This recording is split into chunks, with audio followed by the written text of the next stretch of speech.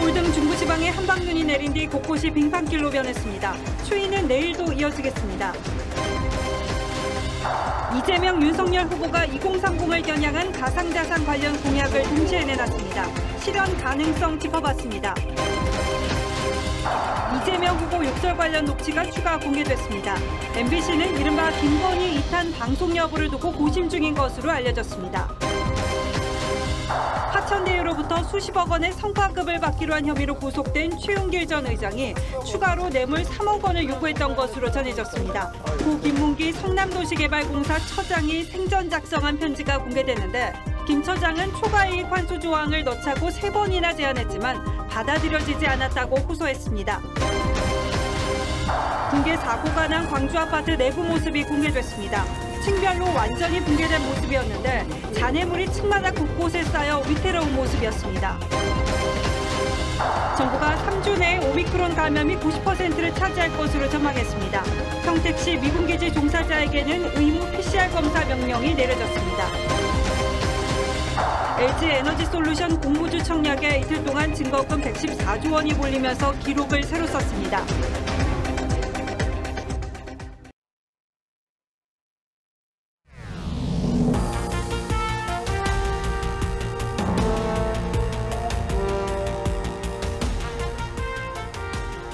시청자 여러분 안녕하십니까? 뉴스9의 신동욱입니다. 오늘 아침부터 서울 등 수도권에 대설주의보가 내려질 정도로 많은 눈이 내렸습니다. 오후 들어서 눈구름이 이동하며 눈발은 그쳤지만 영하권의 날씨에 곳곳에 빙판이 생겼습니다. 혼잡을 우려해 많은 퇴근길 시민들이 버스, 지하철로 몰리면서 대중교통은 평소보다 훨씬 더 붐볐습니다. 오늘 뉴스9는 갑작스런 눈 상황부터 알아보겠습니다. 먼저 정준영 기자입니다. 펑펑 내리는 한방눈. 모자를 뒤집어 쓴 시민이 눈길을 아슬아슬 걸어갑니다. 이렇게까지 바닥에 쌓인 거는 오랜만인 것 같아요. 계단 같은 곳 내려갈 때 눈 때문에 미끄러워서. 당초 오후부터 눈이 내릴 것으로 예상됐지만 대기 이동 등 영향으로 아침부터 눈발이 도심 전역에 날렸습니다. 오전 9시 서울 등 수도권엔 대설주의보가 내려졌습니다. 서울에는 3.4cm, 경기도 포천엔 7.6cm, 울릉도엔 18cm의 눈이 쌓였습니다. 점차 눈구름이 남동쪽으로 이동하면서 오후 4시에는 전국 대부분 지역에 대설특보가 해제됐습니다. 하지만 기온이 영하권에 머물면서 곳곳엔 빙판길이 생겼습니다.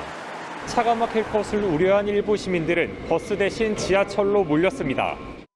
버스는 눈이 오면은 차들이 잘 못 가니까 천천히 가니까 길이 막히고, 지하철은 그래도 딱 정해져 있는 시간표가 있고 그래서 좀 빠르고. 서울시는 퇴근길 교통 혼잡을 막기 위해 지하철 집중 배차 시간을 저녁 6시에서 8시 반까지 30분 연장하고 운행도 20회씩 늘렸습니다. TV조선 정준영입니다.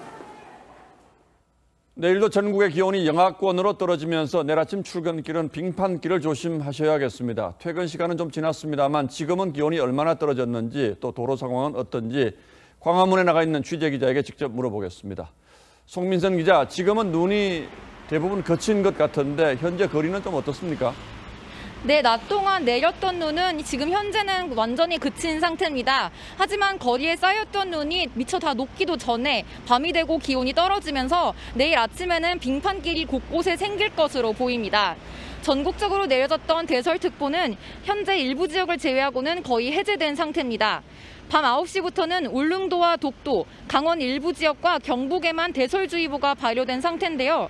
기상청은 강원 영동 지역엔 내일까지 최대 20cm가 넘는 폭설이 내릴 것으로 전망했습니다. 인천과 경기 북부, 전북 동부, 경북 내륙 등에도 한파주의보가 내려졌습니다. 이번 주 금요일 오전까지는 전국 곳곳에 영하 10도 안팎의 강추위가 이어질 전망입니다. 내일 전국의 아침 최저기온은 서울 영하 8도 등 영하 14도에서 영하 2도 사이로 예상이 됩니다. 특히 오늘 밤부터 내일 아침 사이에 기온이 계속 영하권에 머물며 강추위가 예상되는데요. 내일 출근 때는 빙판길 안전사고에 각별히 유의하셔야겠습니다. 서울시는 직원 등 9천여 명과 제설 차량 등 1,120여 대를 동원해 비상근무 체제에 들어갔는데 빙판길을 중심으로 제설 작업에 총력을 기울일 방침입니다. 광화문에서 TV조선 송미선입니다. 대선이 7주 앞으로 다가온 가운데 후보들과 각 정당들도 숨가쁘게 움직이고 있습니다.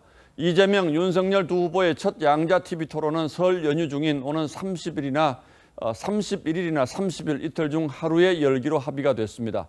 안철수, 심상정 두 후보가 강하게 반발하고 있습니다만 첫 토론은 양자 형식으로 진행되는 분위기입니다. 황선영 기자가 취재했습니다.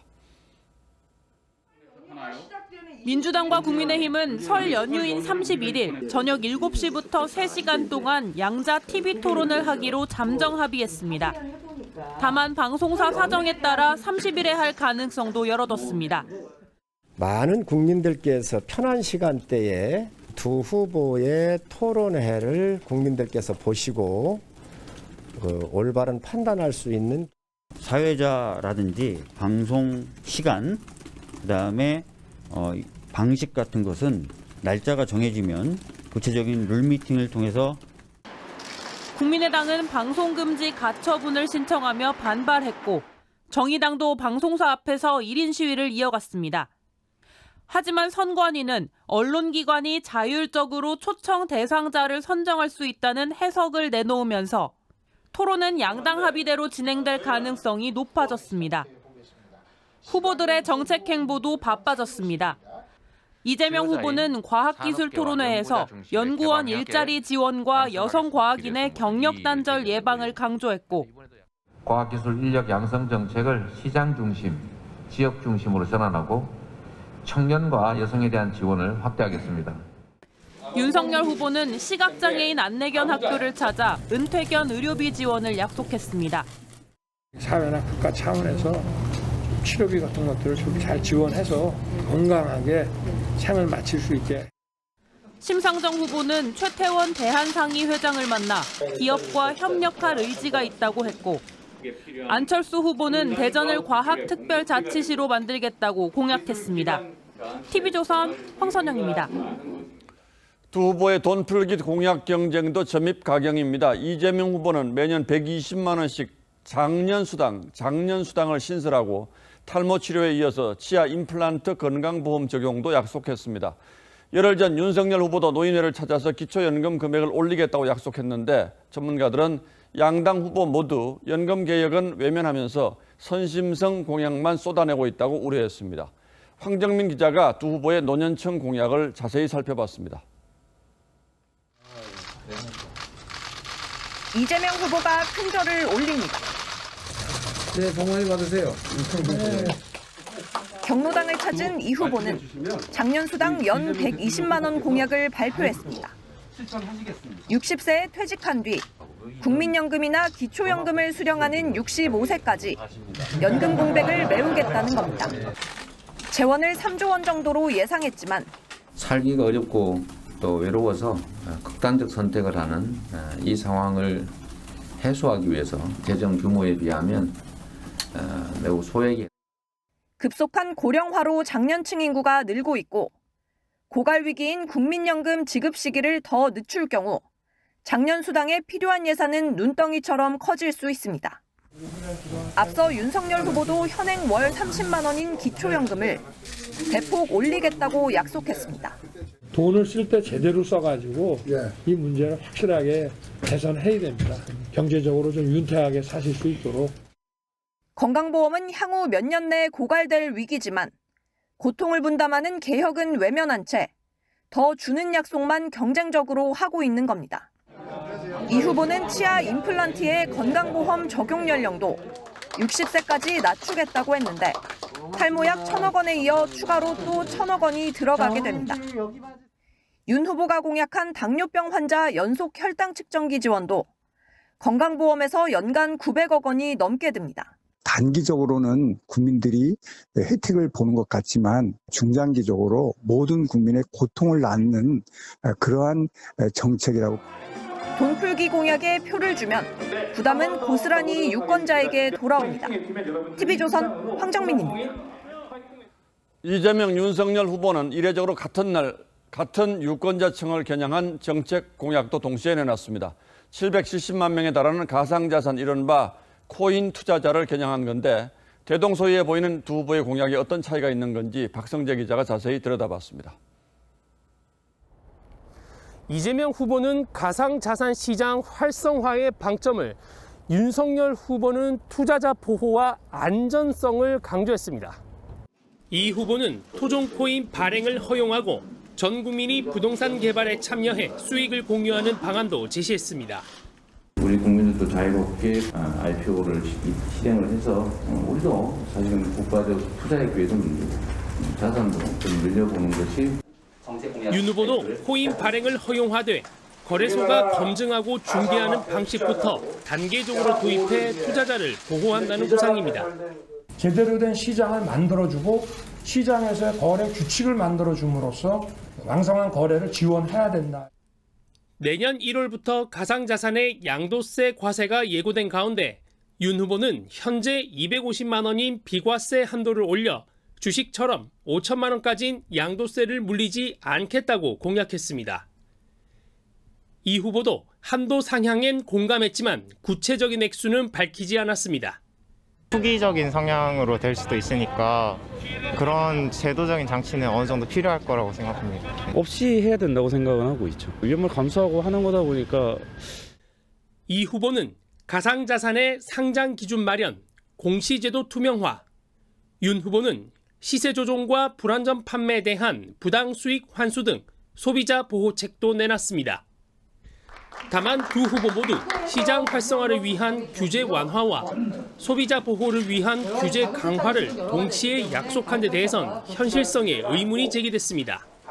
MZ세대를 잡고 싶은 마음에 이슈가 되는 키워드들만 열거했지 방법론은 고민이 별로 없어 보인다. TV조선 박성재입니다. 어제 이재명 후보의 욕설이 담긴 통화 녹음 파일이 공개되자 이재명 후보는 불길이 더 번지지 않을까 오늘 몸을 바짝 낮췄습니다. 하지만 논란은 더 커지는 분위기입니다.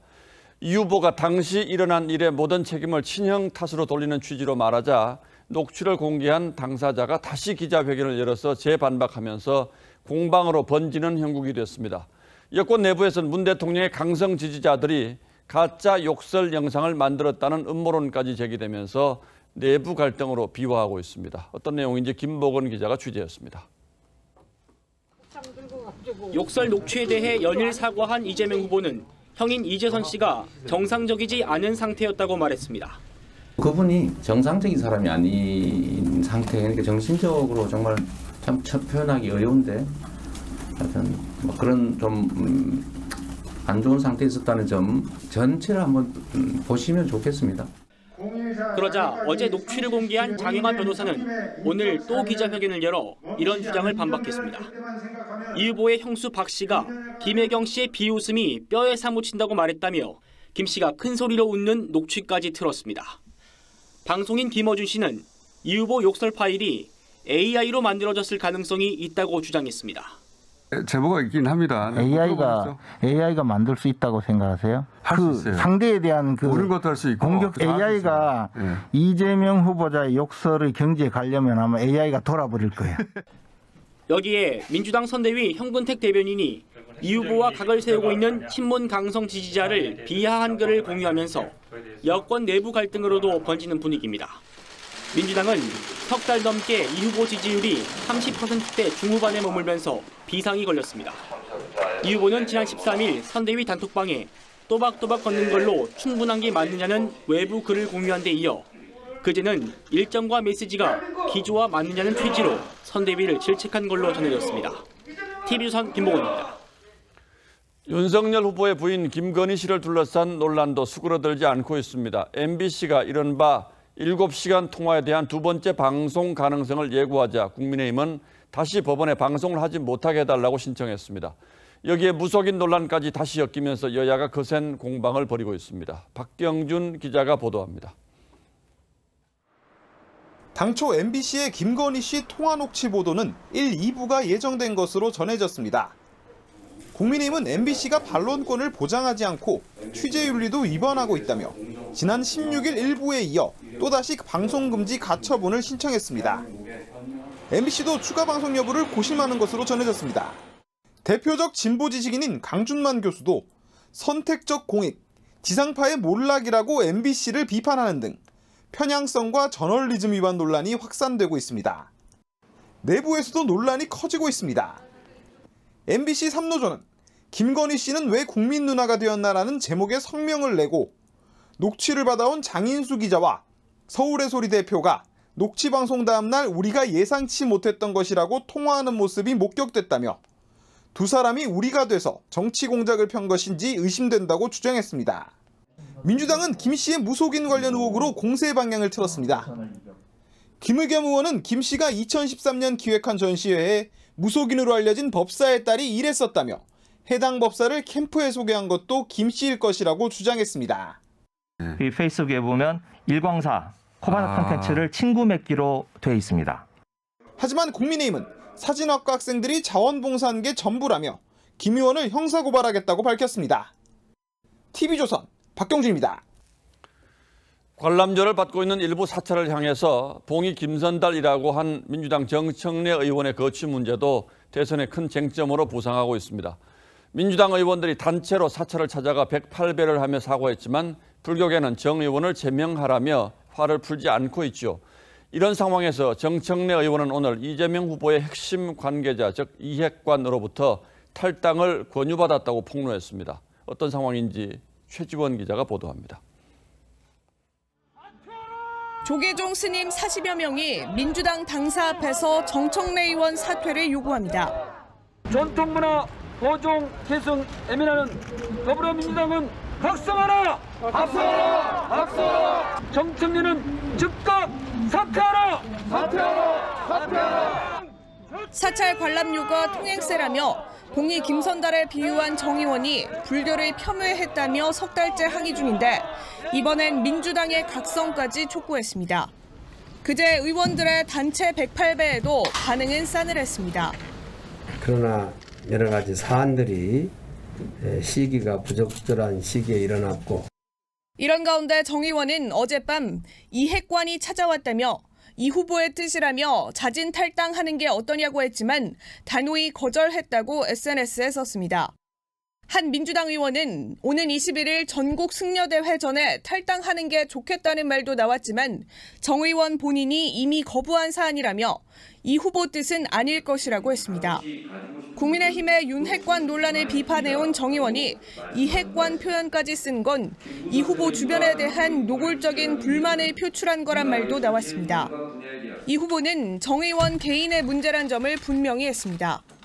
불교계 문제는 그 민주당의 문제인지 잘 모르겠는데 좀 경과를 제가 지켜보도록 하겠습니다. TV조선 최지원입니다.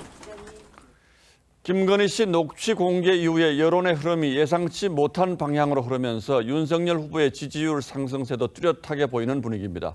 녹취 공개 효과가 반영된 첫 여론조사가 나왔는데 윤 후보는 40%대 중반까지 지지율이 올랐고 이재명 후보는 30%대 중반에 머물렀습니다.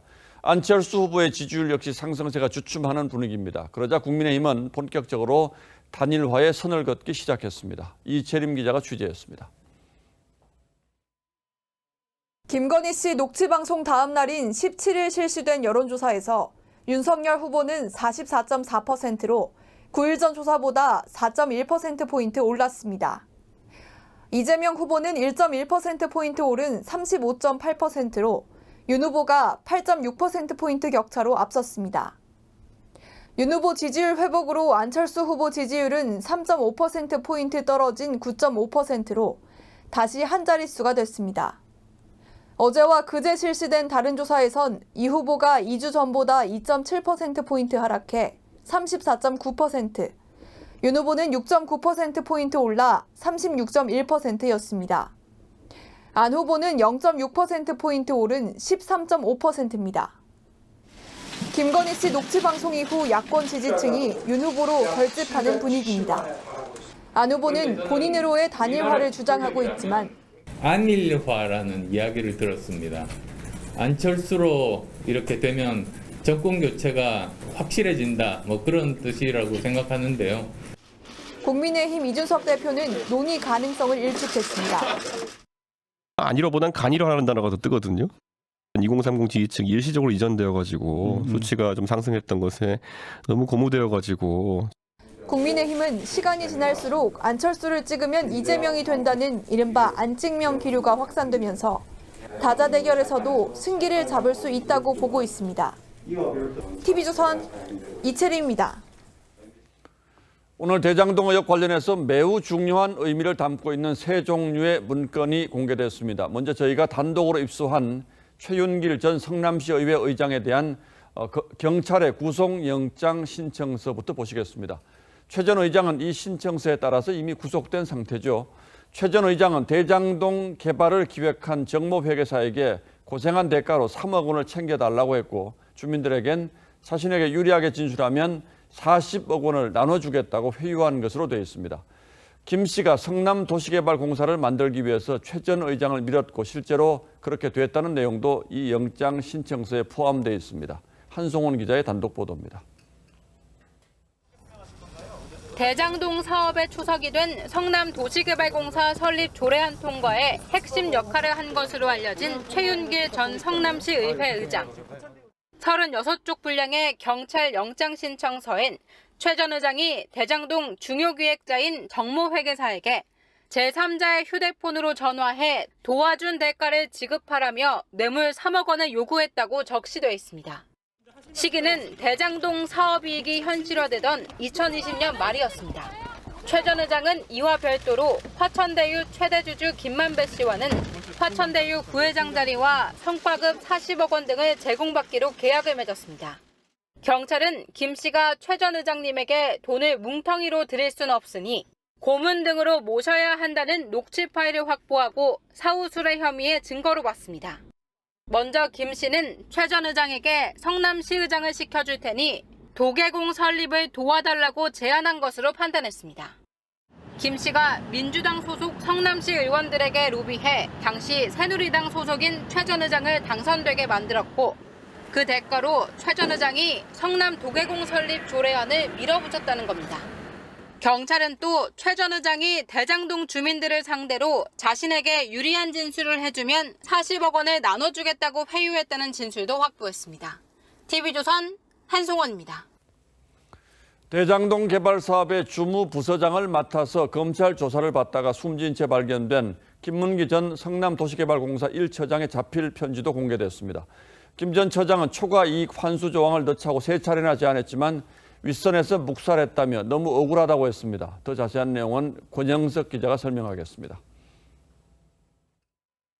사장님께 드리는 글이란 제목으로 노트에 쓴 편지. 김문기 전 성남도시개발공사 개발 1처장이 지난해 12월 극단적 선택을 하기 전 공사 사장에게 남긴 글입니다.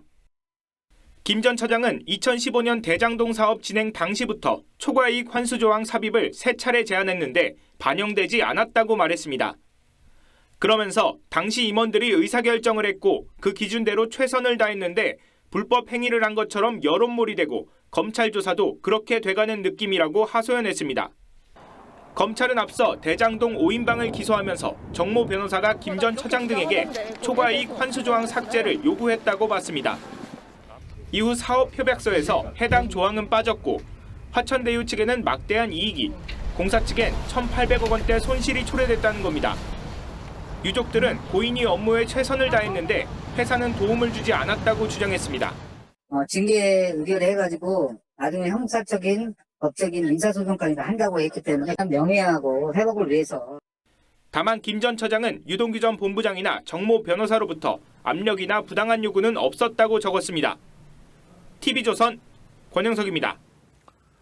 하나 더 있습니다. 검찰 수사에 협조적이던 정모회계사의 녹취록도 일부가 공개됐습니다. 이른바 50억 클럽과 관련해서 김만배 씨와 나눈 대화인데 여기에는 곽상도 전 의원이 아들을 통해 돈을 요구했고 법조계와 정치권 인사들에게 300억 원을 줘야 한다고 논의하는 내용이 적나라하게 담겼습니다. 당사자들은 물론 펄쩍 뛰고 있습니다만 최소한 이 녹취록에 따르면 50억 클럽의 실체가 분명히 있었다고 볼 수 있습니다. 백연상 기자가 취재했습니다. 한 언론을 통해 공개된 정모회계사의 녹취록에는 2년 전 김만배 씨가 50억 클럽을 언급한 내용이 담겼습니다. 김 씨는 대장동 지구 한 곳을 분양해 420억 원을 벌었고 이를 법조계와 정치권 인사에게 나눠줘야 한다고 말했습니다.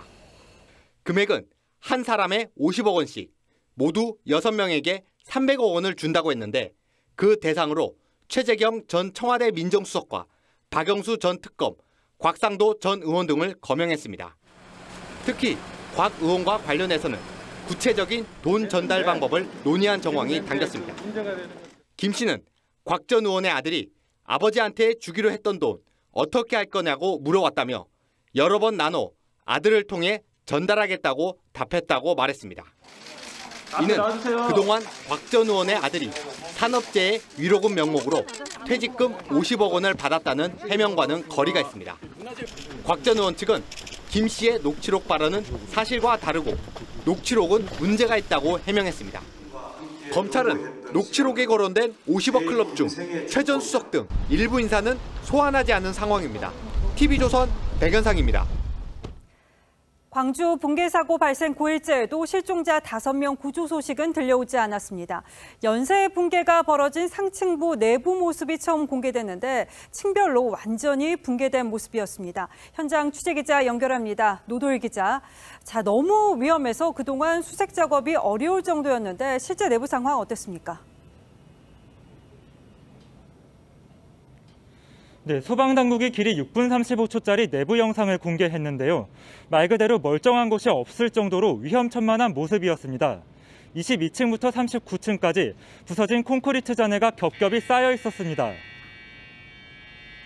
여기저기 철근과 엮인 콘크리트 덩어리가 매달린 채 위태로운 모습이었습니다. 벽이 무너지거나 기울었고 천장이 무너져 바닥과 붙어 있기도 했습니다. 콘크리트 덩어리들이 당장이라도 아래로 떨어질 듯했고 외벽이 뻥 뚫려 강한 바람까지 들이치는 모습이었습니다. 하지만 나머지 실종자 5명이 이 상층부에 있을 가능성이 높아 소방당국이 어제 20층에 지휘소를 전진 배치하기도 했습니다. 상층부 정밀 수색은 부서진 채 기운 타워 크레인을 해체해야 가능합니다. 구조당국은 오늘 타워 크레인의 상단 부분만 해체하기로 결정했습니다. 크레인의 주 기둥까지 해체하면 붕괴 위험이 크다고 판단했습니다. 크레인 해체 작업은 내일 오후부터 시작해 이르면 금요일인 모레까지 해체 작업을 마칠 예정입니다. 타워 크레인 해체를 마치고 상층부의 잔해물을 제거하는 주말쯤이면 본격적으로 정밀 수색이 가능할 전망입니다. 광주 신축 아파트 붕괴 사고 현장에서 TV조선 노도일입니다. 경찰과 고용노동부가 합동으로 시공사인 현대산업개발 본사와 인허가권을 가진 광주 서구청 등 5곳을 압수수색했습니다. 사고대 현장에서는 곧바로 콘크리트 부실 양생 의혹 등이 제기됐는데 이걸 규명할 자료를 확보한 것으로 전해졌습니다. 박건우 기자입니다. 경찰관들이 파란색 상자 4개를 들고 나옵니다. 경찰과 고용노동부는 오늘 서울 현대산업개발 본사를 합동으로 압수수색했습니다. 자료 확보하셨나요? 압수수색에서 어떤 자료 확보하셨나요? 오전 9시 반부터 시작한 압수수색은 8시간 가까이 이어졌습니다. 경찰과 고용노동부는 광주 신축 아파트 붕괴 사고와 관련해 현대산업개발의 설계 변경이나 부실 시공 여부 등을 살펴볼 자료를 확보한 것으로 알려졌습니다. 경찰은 오늘 붕괴 아파트에 인허가를 내준 광주 서구청도 압수수색했습니다. 서구청은 경찰에 아파트 인허가 계획서와 감리 보고서 등을 제출했습니다. 정확한 어떤 것들을 압수해갔는지 일단 감리 보고서는 가져갔고요.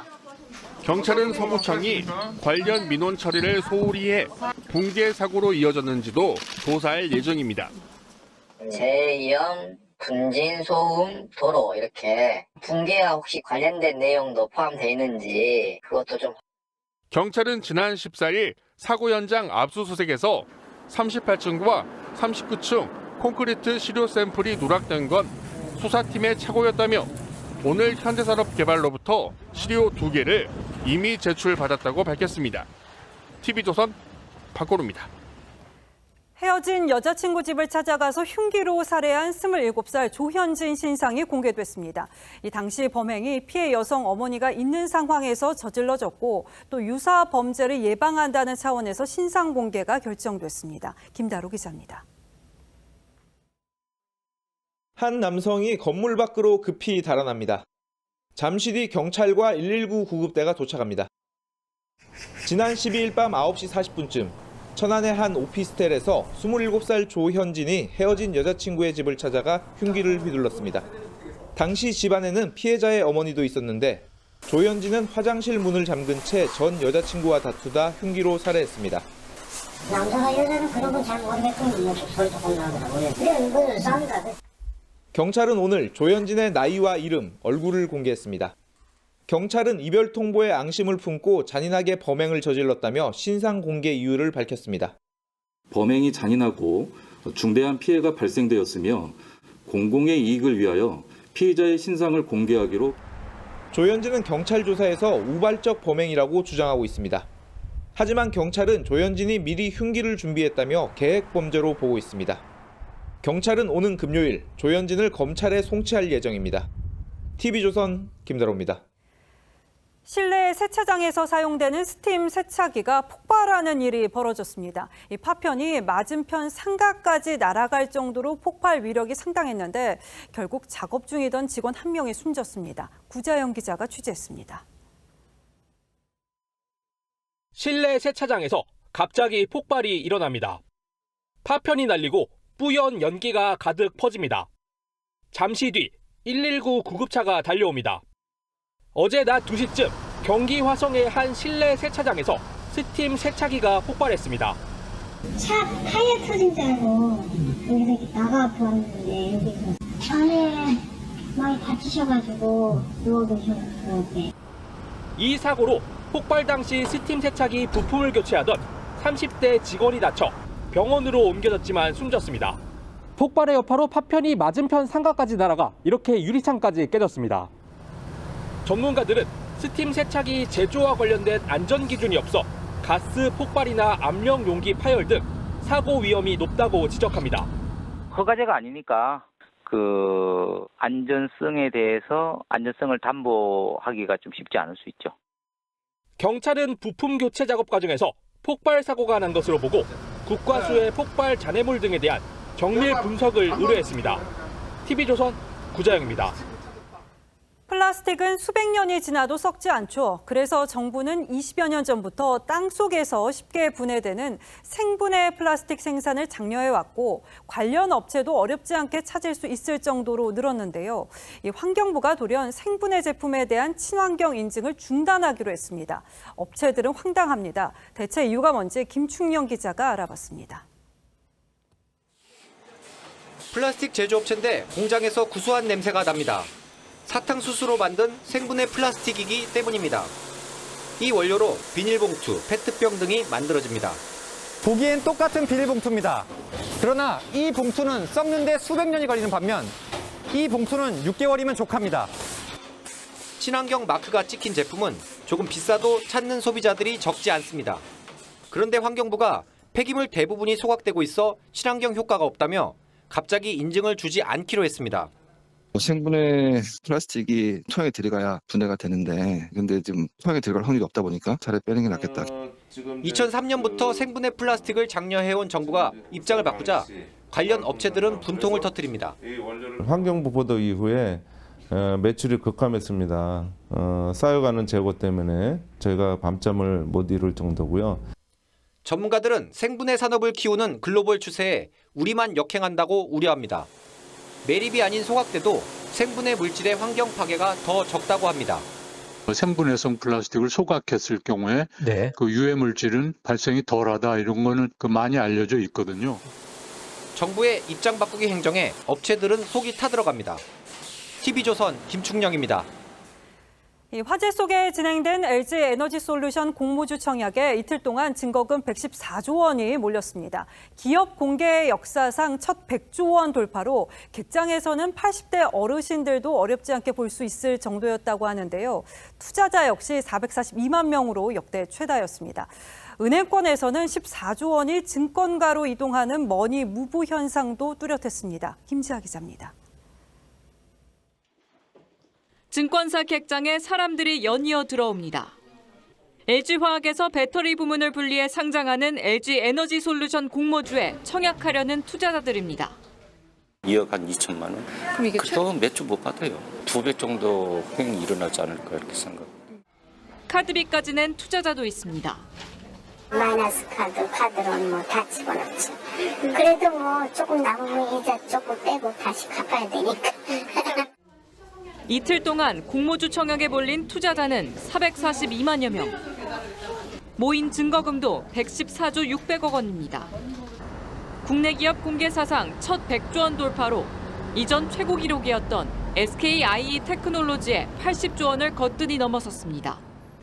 청약 경쟁률이 69대 1을 넘으면서 증거금 2천만 원당 한 주 정도가 배정될 것으로 보이고 한 주도 받지 못하는 투자자도 속출할 전망입니다.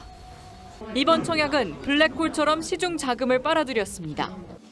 시중은행의 신용대출 잔액이 하루 사이에 1조 원 넘게 늘었고 언제든 꺼내 쓸 수 있는 은행 예금 잔액은 지난달보다 14조 원 크게 줄었습니다. 기업들은 알짜 사업 분할 상장으로 대박을 치고 있지만 모기업 주주들의 피해는 어떻게 보상할지는 여전히 숙제로 남아 있습니다. TV조선 김자입니다. 바이오 열풍의 주역으로 꼽히던 기업들이 잇따라 투자자를 충격에 빠뜨리고 있습니다. 신라젠은 상장 폐지의 벼랑 끝에 몰렸고 셀트리온은 분식회계 의혹으로 검찰 고발 가능성까지 제기됩니다. 연초부터 개미 투자자들은 망연자실 분위기입니다. 이정현 기자입니다. 면역항암제 기대감으로 한때 코스닥 시가총액 2위까지 올랐던 신라젠.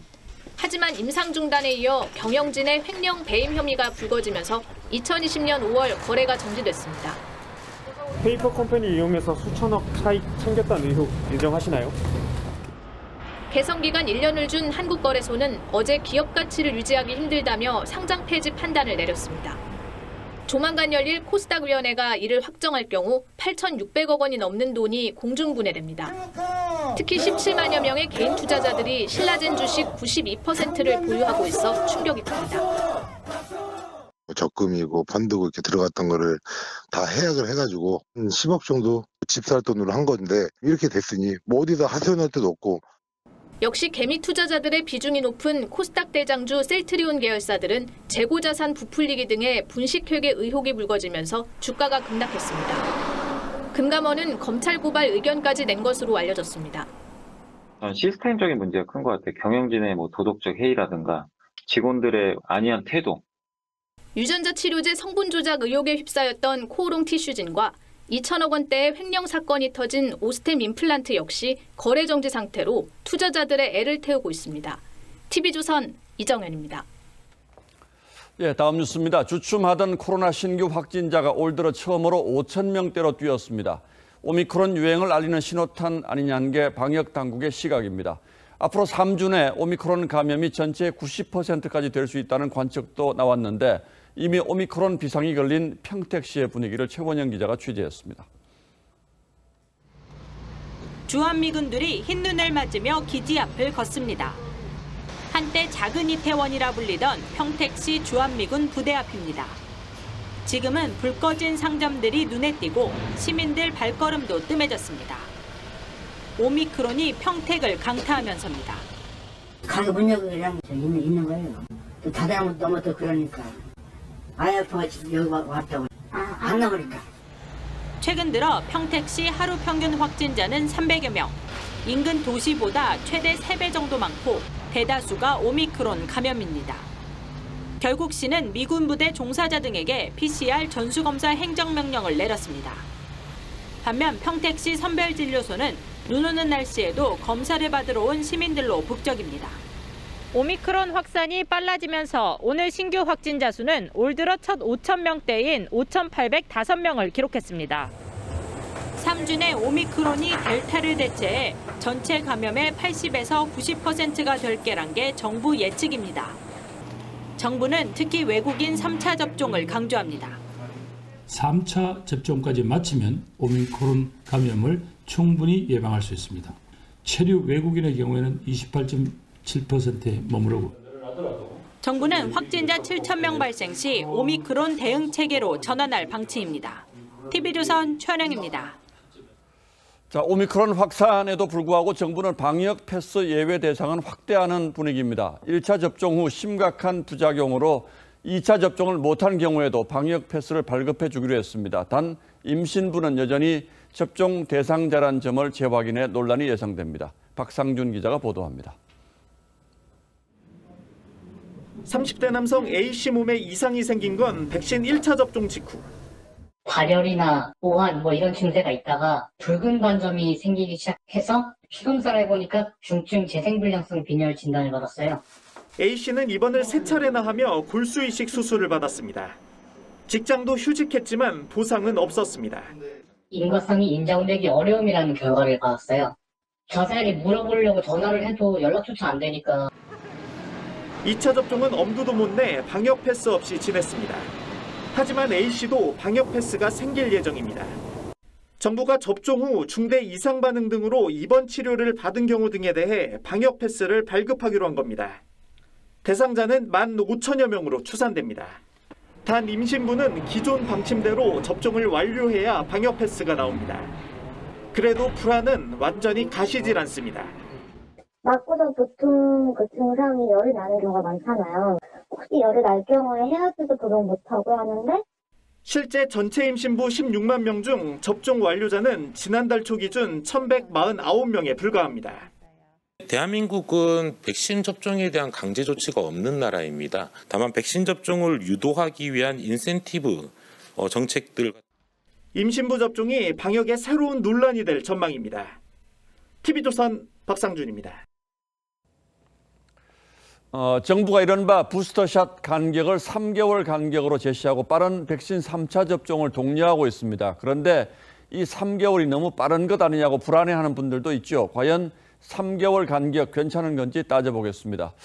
자, 최원희 기자, 방역당국이 내세운 이 석 달 간격에 근거가 있습니까? 네, 지난달 방역당국은 2차 접종 뒤 효과가 언제부터 유의미하게 떨어진다고 단정할 수는 없다면서도 3개월 뒤 떨어지는 추세는 맞다고 했습니다. 시간이 지날수록 백신 효과가 감소하는 상황에서 접종 기간을 단축해 면역 인구를 최대한 늘려서 오미크론 대응력을 높이겠다는 겁니다. 3차 접종이 오미크론 변이에 대해서도 70에서 80%의 효과를 보여준다는 게 방역당국의 설명입니다. 우리 말고도 3개월 간격으로 단축한 나라들이 또 있긴 하죠? 네, 그렇습니다. 그리스, 프랑스가 18세 이상을 대상으로 3개월로 단축을 했습니다. 영국은 최근 16세 이상 3개월로 확대했고요. 이스라엘은 12세 이상 3개월입니다. 이외에도 이 오미크론 대응을 위해서 호주, 미국 등 각국이 이 추가 접종 간격을 줄이는 추세입니다.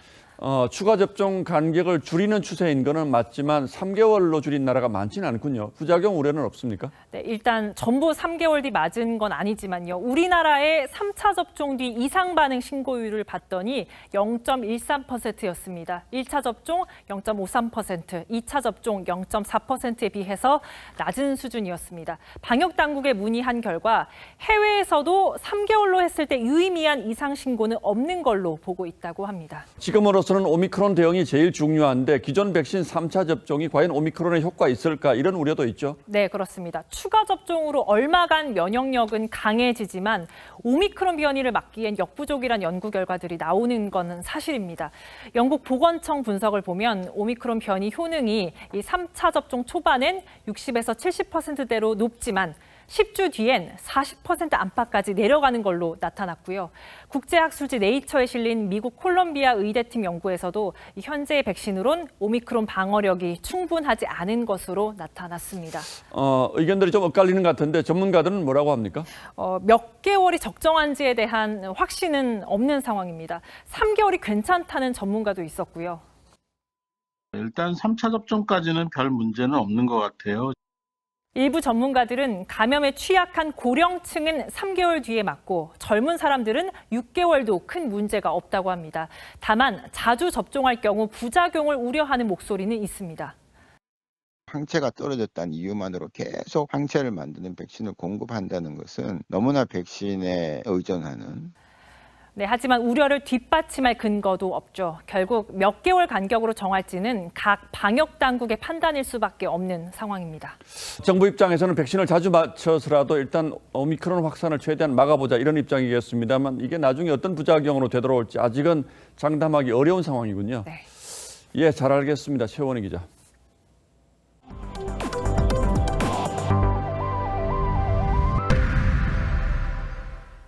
홍콩이 오미크론이 델타 변이를 전파한 걸로 의심되는 애완용 동물을 안락사시키기로 결정했습니다.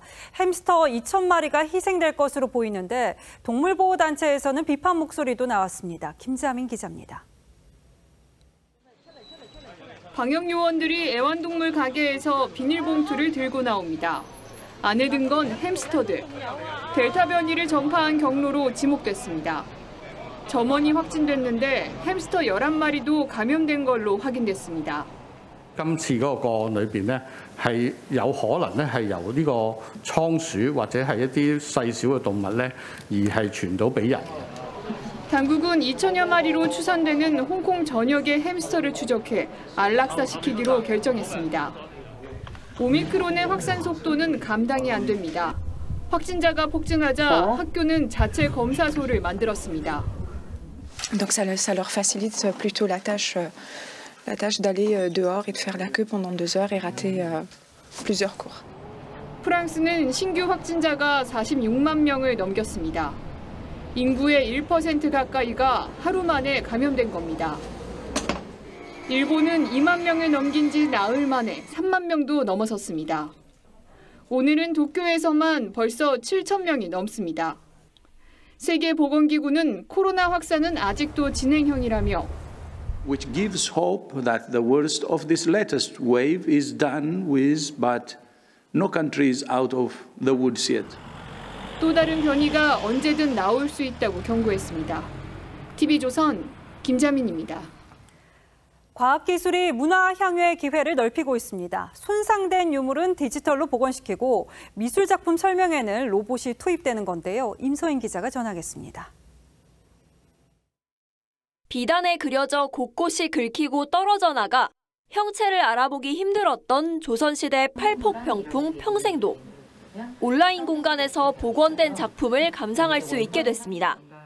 섣불리 원본에 손을 댈 수 없는 상황에서 전문가 자문을 거쳐 디지털로 원본을 유추해낸 겁니다. 비단의 올까지도 전부 다 똑같이 결을 맞춰가지고 다 복원했어요. 한 땀 한 땀. 변색되고 오염된 부분도 원래의 색에 가까워졌습니다. 디지털 복원 작업은 나중에 발견된 사실을 바탕으로 다시 작업을 할 수 있다는 장점이. 이건희 컬렉션 전시장에 들어선 로봇. 도슨트 투어를 하며 주요 작품을 설명하고 작품 위치까지 안내해드리겠습니다. 관람객의 목소리에도 반응합니다. 가을 축제 보여줘. 1대1 채팅창으로 추가적인 질문에도 답하는 인공지능 로봇. 지난해 말 투입돼 코로나19로 중단된 대면 전시 해설을 맡고 있습니다. 사람의 감성까지 좀 접근할 수 있는 그런 응답의 아카이빙들을 지금 언어적으로 만들고 있는 상황이기도 합니다. 진화하는 디지털 기술이 문화 현장의 물리적 공백을 채우고 있습니다. TV조선 임서인입니다. 프로야구 자유계약 역대 최고액으로 기아에 입단한 나성범이 자동차를 많이 받고 싶다는 독특한 각오를 전했습니다. 무슨 사연일까요? 이다솜 기자가 만났습니다. 등번호는 47번. NC 시절과 같지만 이제는 호랑이 군단의 일원입니다. 김종국 감독도 정중한 인사로 나성범을 맞이하고 나성범은 동료 선수들과 기아의 12번째 우승을 다짐하는 손가락 세리머니로 포부를 전합니다. 6년 150억 원. 계약 규모로 프로야구 역대 타이를 기록하며 고향팀 기아로 입단한 나성범. 부담되거나 그러진 않고요. 그에 맞게 준비 잘해서 제가 보여드려야 된다고 생각합니다. 중학생 시절 무등야구장에서 이용규에게서 장갑을 받았던 기분 좋은 추억부터 챔피언스필드 개장 1호 홈런의 주인공까지 기아와는 유독 인연이 많았습니다. 특히 지난해 챔피언스필드 자동차존을 마치는 홈런으로 부모님에게 깜짝 선물을 했던 경험도 있는 만큼 이제는 더 많은 선물을 드리고 싶다는 다부진 각오도 전했습니다. 여러 개 좀 타고 다니시고요. 되게 기분 좋아하셨고 최대한 노력해서 많은 차를 받을 수 있도록 하겠습니다. 실패로 돌아갔던 빅리그 진출에 대한 아쉬움도 재치 있게 털어냈습니다. 메이저리그 가는 꿈은 그냥 제가 좋아하는 팀을 골라서 옷을 마킹해서 제가 하나 입으려고 생각 중입니다. 목표는 오직 우승이라는 나성범. 역대 최고에게 걸맞는 화끈한 활약을 약속했습니다. TV조선 TV조선 이다솜입니다.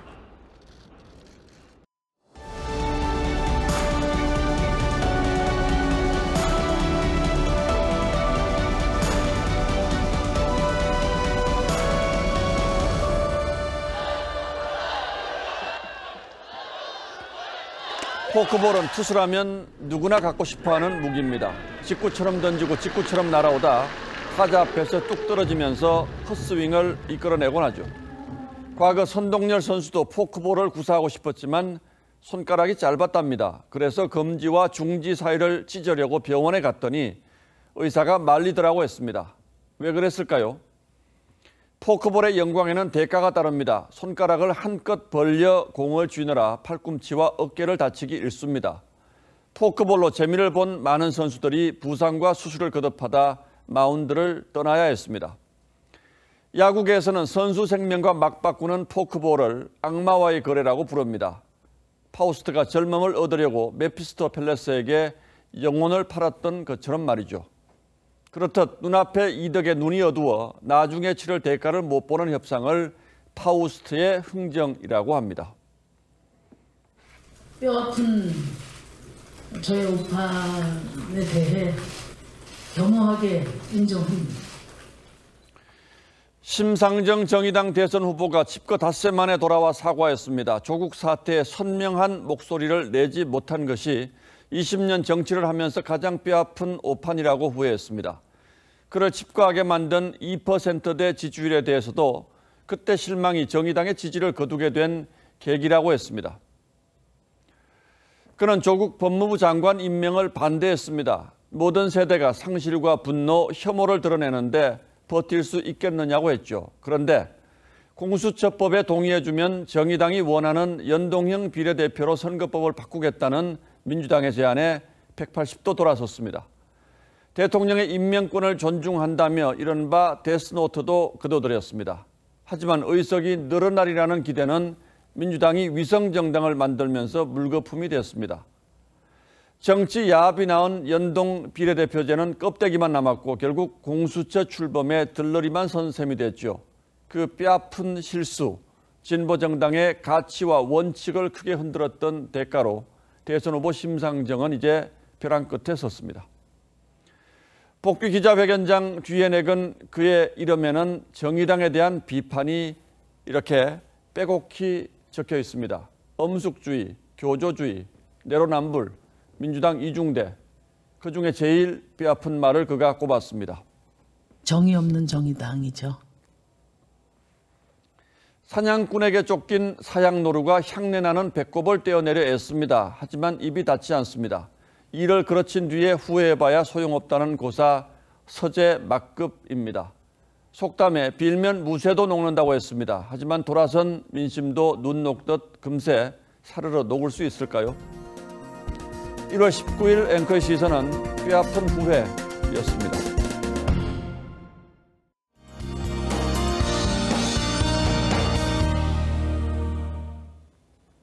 오늘 중부 지역을 중심으로 한방 눈이 내렸습니다.